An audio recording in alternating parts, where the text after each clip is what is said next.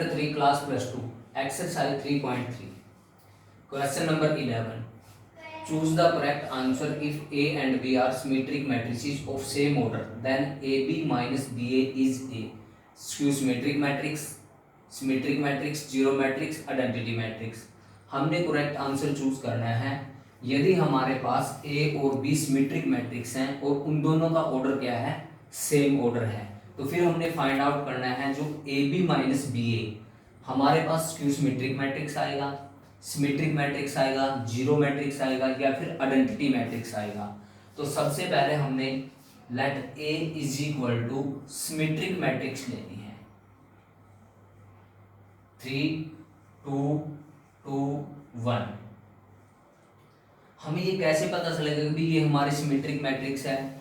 अगर मान लो हम इस मैट्रिक्स का ट्रांसपोज कर देते हैं और सेम एज इट इज यही मैट्रिक्स आ जाती है तो इसे हम क्या बोलेंगे, सिमेट्रिक मैट्रिक्स। उसके बाद जो दूसरी मैट्रिक्स बी लेनी है हमने, वो भी हमने सिमेट्रिक मैट्रिक्स लेनी है। जो हमने बी मैट्रिक्स लेनी है वो भी कौन सी लेनी है, सिमेट्रिक मैट्रिक्स लेनी है। और ऑर्डर दोनों का क्या होना चाहिए, सेम होना चाहिए। तो अब हम यहाँ पे लिख देंगे 4 3 3 2। अब अगर मान लो हम इसका ट्रांसपोज करते हैं तो यही मैट्रिक्स आएगी, तो ये भी हमारे पास कौन सी मैट्रिक्स हुई, सिमेट्रिक मैट्रिक्स हुई। तो अब हमने क्या फाइंड आउट करना है, हमने फाइंड आउट करना है ए बी। 3 2 2 1 4 3 3 2।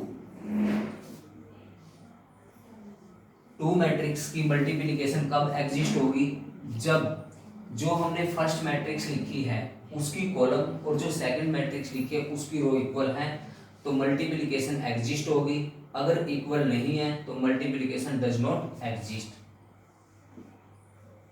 फर्स्ट रो की पहले हम फर्स्ट कॉलम के साथ मल्टीप्लाई करेंगे, 12 6 18 9 4 13 ऐड कर देंगे इनको। अब सेकंड रो की फर्स्ट कॉलम के साथ 8 3 11 6 2 8। अब हम फाइंड आउट करेंगे बी ए। तो सबसे पहले बी मैट्रिक्स लिखेंगे 4 3 3 2। फिर उसके बाद ए मैट्रिक्स लिखेंगे 3 2 2 1। अब मल्टीप्लाई कर देंगे फर्स्ट रो की फर्स्ट कॉलम के साथ 12 6 18 8 3 11 9 4 13 6 2 8। अब हमने फाइंड आउट करना है ए बी माइनस बी ए। तो ए बी हमारा क्या निकला था, 18 13 11 8 माइनस 18 11 13 8। अब सब्ट्रैक्ट कर देंगे हम, तो दिस माइनस दिस करेंगे क्या आएगा 0, दिस माइनस दिस करेंगे क्या आएगा 2, दिस माइनस दिस करेंगे क्या आएगा -2, दिस माइनस दिस करेंगे क्या आएगा 0। तो अब हमने ये देखना है कि भाई ये जो हमारे पास आंसर आया है ये सिमेट्रिक मैट्रिक्स है, सॉरी स्क्यू सिमेट्रिक मैट्रिक्स है, सिमेट्रिक है, जीरो है, आइडेंटिटी है। तो मैंने आपको ये बता दिया, सबसे पहले हम इसका ट्रांसपोज कर लेते हैं।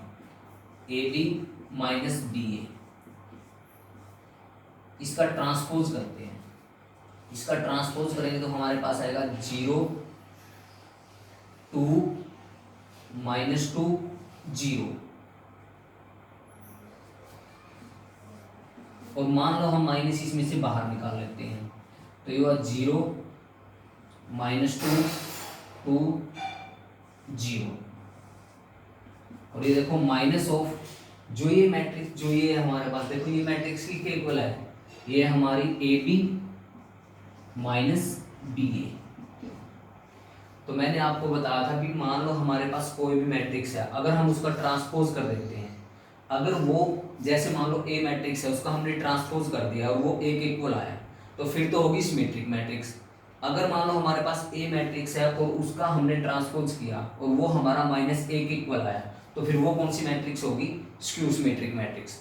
तो ये देखो हमारे पास A B minus B A ये था और हमने इसका ट्रांसपोज किया तो ये minus of A B minus B A, तो फिर हमारे पास ऑप्शन नंबर क्या होगा, फर्स्ट होगा। तो ये और बता देता हूँ जीरो मैट्रिक्स क्यों नहीं आया, क्योंकि जीरो मैट्रिक्स वो मैट्रिक्स होते हैं जिस मैट्रिक्स में सभी एलिमेंट क्या हो, जीरो हो। तो इसमें सभी एलिमेंट जीरो नहीं है। और आइडेंटिटी मैट्रिक्स वो मैट्रिक्स होती है जिस मैट्रिक्स में जो मेन प्रिंसिपल डायगोनल एलिमेंट है वो तो क्या होंगे हमारे पास 1, और जो ऑफ डायगोनल एलिमेंट है या नॉन डायगोनल एलिमेंट है वो क्या होंगे 0। आइडेंटिटी मैट्रिक्स देखो हमारे पास 2 ऑर्डर की 1 0 0 1 होती है, और 3 ऑर्डर की क्या होती है 1 0 0 0 1 0 0 0 1। 12 if A is equal to हमारे पास ये मैट्रिक्स गिवन है, हमने फाइंड आउट करना है A plus transpose of A is equal to आई।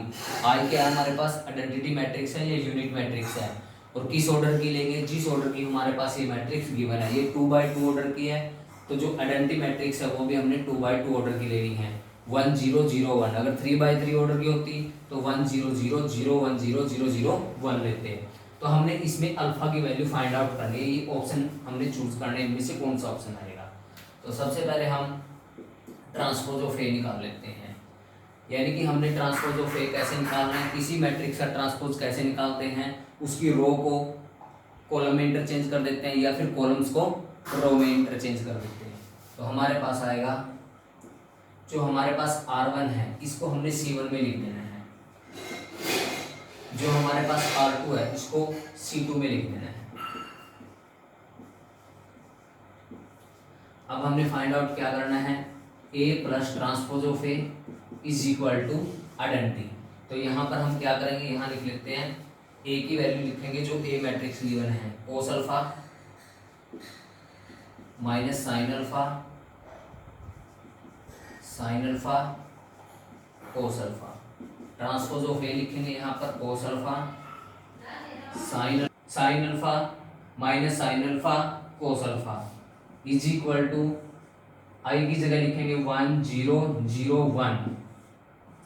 अब हमने इन दोनों मैट्रिक्स को ऐड करना है। एडिशन कब पॉसिबल होगा, जब उनका ऑर्डर सेम होगा। तो दिस प्लस दिस यहाँ पे आएगा हमारे पास 2 cos alpha, this plus this करेंगे ये इससे कैंसिल हो जाएगा, यहाँ पे क्या आएगा हमारा 0। देखो sign alpha minus sine alpha क्या आएगा 0, cos alpha plus cos alpha क्या आएगा 2 कोस अल्फा, और इज इक्वल टू 1 0 0 1। अब उसके बाद देखो ये दो मैट्रिक्स इक्वल हैं, तो इक्वालिटी ऑफ मैट्रिसेस कब होती है, जब दो मैट्रिक्स के ऑर्डर क्या होंगे सेम होंगे, और इनके कोरस्पॉन्डिंग जो एलिमेंट्स हैं वो भी क्या होंगे सेम होंगे। तो फिर this is equal to this, तो यहाँ पे आएगा 2 cos alpha is equal to 1, cos alpha is equal to ये मल्टीप्लाई में उधर डिवाइड 1/2, तो यहाँ पर cos alpha is equal to, cos में जो है ना हमने टेबल में देखना होता है कि 1/2 कितने पे होता है, तो ये होता है हमारा कोस π/3 यानी कि 60 डिग्री पर। ठीक है, कोस के साथ कोस कैंसिल होगा, तो अल्फा की वैल्यू हमारे पास कितनी आएगी π/3, ये आंसर आएगा। तो हमारा आंसर नंबर बी ये आएगा।